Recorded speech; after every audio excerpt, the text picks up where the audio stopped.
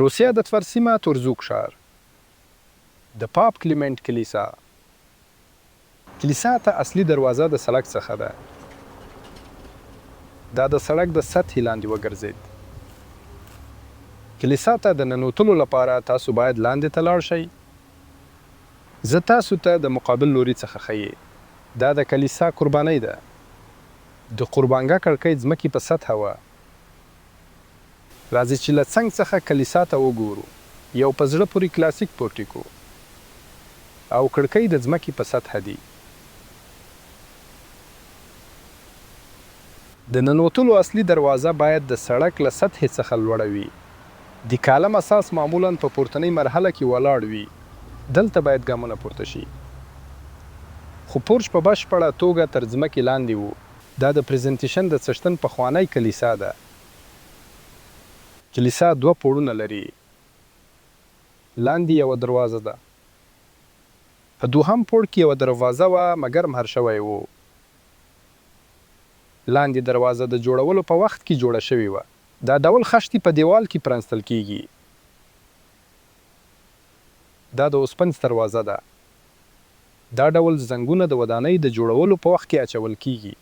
د ځمکې سطحه وګورئ.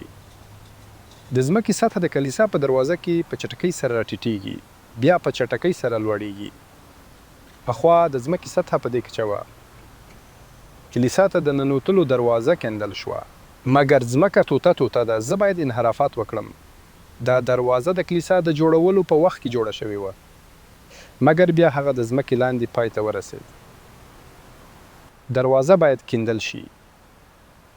په بله کوڅه کې زوړ کور. پخوا کور په 2 پوړونو کې ورته کړکۍ پرانیستې وې. کور په ځمکه ولوېد. دا کړکۍ په بشپړه توګه بندې شوې. د سړک غاړې ته د کړکۍ خلاصې کمې شوې. د دوی لوړوالی په نیمایي کې پرې شوی. د کړکیو لوړوالی مخکې پرتله کړئ. زوړ اپارتمان ودانۍ. یو ځل بیا کړکۍ ځمکې ته راوتلې کشف شوي. کیڼ اړخ ته د کړکۍ دروازې په بشپړه توګه تر ځمکې لاندې وي.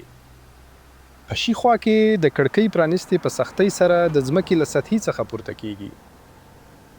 د ځمکې لاندې کړکۍ خلاصې د آرامۍ سینګار لري. کوم چې د لومړي پوړ په څیر ډیر دی. په کلاسیک معمارۍ کې د ودانیو ټیټ پوړونه دا ډول ډیزاین شوي. دا د لومړي پوړ لوړوالی دی. کوم چې د ځمکې لاندې پای ته ورسید.